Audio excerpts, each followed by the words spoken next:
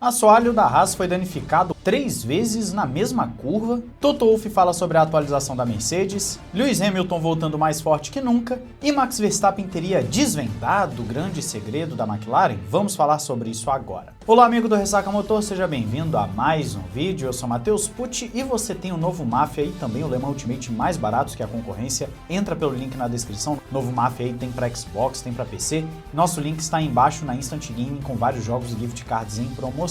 E camisetas, você tem polos, tem também moletons de todas as equipes e pilotos, 100% algodão, não encolhe, lá na Paddock BR, com o cupom Ressaca Motor. Entra pelo link na descrição que você não vai se arrepender. Vamos agora para o nosso segundo vídeo do dia, começando com a Haas, que teve uma situação um pouquinho inusitada no último Grande Prêmio. De acordo com o chefe da equipe, o Ayao Komatsu, o carro do Berman teve problema 3 vezes durante o final de semana na mesma curva, curva 4. O assoalho simplesmente foi danificado. O carro ficou desbalanceado e com isso deu uma série de problemas para o Berman durante o final de semana, então não foi culpa do piloto, a equipe está saindo em defesa do jovem piloto. A Haas tem reconhecido a necessidade de analisar os danos no assoalho e também ajustar o controle e desempenho do carro para recuperar competitividade, uma vez que nos últimos grandes prêmios tem tido resultados bem abaixo do que eles gostariam, marcando pouquíssimos pontos e, claro, mostrando que tá difícil ali para eles recuperarem e ter uma temporada boa como foi no ano passado, em que as coisas estavam andando um pouquinho melhor. Então uma situação um pouco curiosa, o que será que aconteceu? Tava baixo demais esse carro? O Berman tava passando talvez aberto demais em cima de alguma zebra na curva 4? O que aconteceu para o carro ficar danificado tantas vezes na mesma curva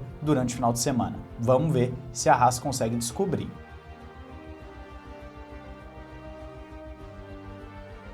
Partindo agora para a Mercedes, nós temos o Toto Wolff conversando sobre aquela atualização que não deu certo, a atualização da suspensão traseira, que como bem sabemos já foi jogada no lixo nas palavras do próprio Wolff. A atualização foi introduzida em Imola e em tese era para aumentar a janela de desempenho do carro, só que acabou reduzindo a confiança dos pilotos e prejudicando o desempenho. Eles regressaram à especificação anterior agora em Budapeste e o Toto Wolff afirma inclusive que a peça vai acabar no lixo e destacou o desafio de correlacionar a simulação do digital com o comportamento real do carro. E agora eles estão focados em consolidar uma plataforma mais estável para 25 e concentrar em 2026. Só que o ponto que eu quero conversar aqui com vocês é que o Andrew Shovlin falou a mesma coisa que o Wolff, disse que na verdade eles não estavam conseguindo ter dados precisos na pista para poder fazer o comparativo e com isso identificar o problema antes. Ou seja, a Mercedes continua com o mesmo problema desde 2022, com o W13,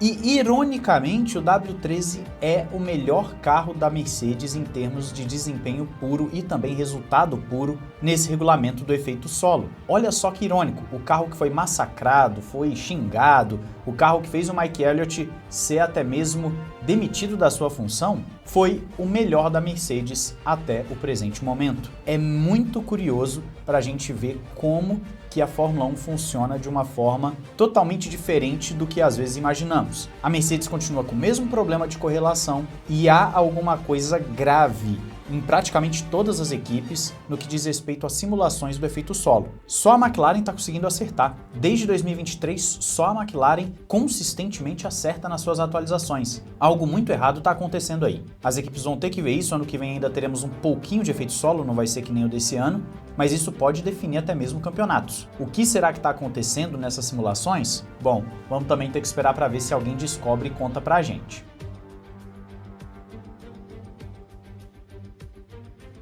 Vamos agora de Lewis Hamilton. Depois de falar que era inútil, que talvez a Ferrari tivesse que trocar de piloto, o Lewis Hamilton mudou um pouco o tom e falou que sim, está ansioso para voltar ao carro já no próximo Grande Prêmio na Holanda para vir mais forte do que nunca. Hamilton tem falado sobre problemas nos bastidores, que ele não revela quais são. Só que, obviamente, quando você tem um heptacampeão falando que tem problemas nos bastidores e ele não está tendo boa performance, é claro que o mundo inteiro vai ficar de olho, ainda mais se tratando da principal marca da categoria. De uma forma ou de outra, a Ferrari está com a atualização de suspensão, e o Hamilton vai ter que se virar. Parece que ele, aos poucos, está tendo uma janela maior também com esse carro, mas é muito aos poucos. O Leclerc consegue extrair mais de uma forma geral, tanto em qualifying quanto em corrida. O Lewis Hamilton tem sofrido muito ainda com esse carro da Ferrari e talvez continue sofrendo até o final do ano, na verdade é o mais provável de acontecer. Mas só o fato dele mudar um pouquinho o tom já é legal, dele falar que quer voltar pro carro, tá ansioso para ir correr, etc. Isso é bom.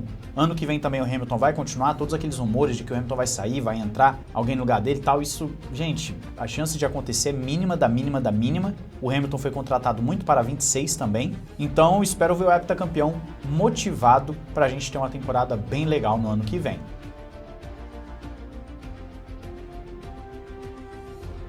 Vamos agora falar de McLaren ou Red Bull. No caso, o Verstappen falou o que ele acha que está sendo o grande ponto dos papaias na temporada. Muito se fala de asa flexível, muito se fala também do gerenciamento dos pneus, e uma coisa pode estar sim relacionada à outra, até porque a asa influencia no equilíbrio, que influencia no desgaste de pneu, na temperatura, etc. Mas o Verstappen chamou a atenção para um dado muito curioso. Durante toda a temporada, a McLaren tem sido a melhor equipe em velocidade de curvas médias. Quando se trata de curvas rápidas e também curvas lentas, a McLaren fica um pouquinho mais para trás. Mas quando é velocidade de curva média, de média velocidade no caso, a McLaren sobra e muito. E vários grandes prêmios têm curvas de média velocidade. Verstappen falou que o gerenciamento deles e também a forma com que o carro consegue entrar e sair das curvas tracionado faz com que eles desgastem menos os pneus, o que obviamente também vai influenciar na temperatura, e com isso ganhem muito tempo. Essa consistência nas curvas de média velocidade tem sido o fator chave da McLaren e nenhuma outra equipe tem essa performance de acordo com Verstappen. O MCL39 tem demonstrado boa rotação no eixo dianteiro,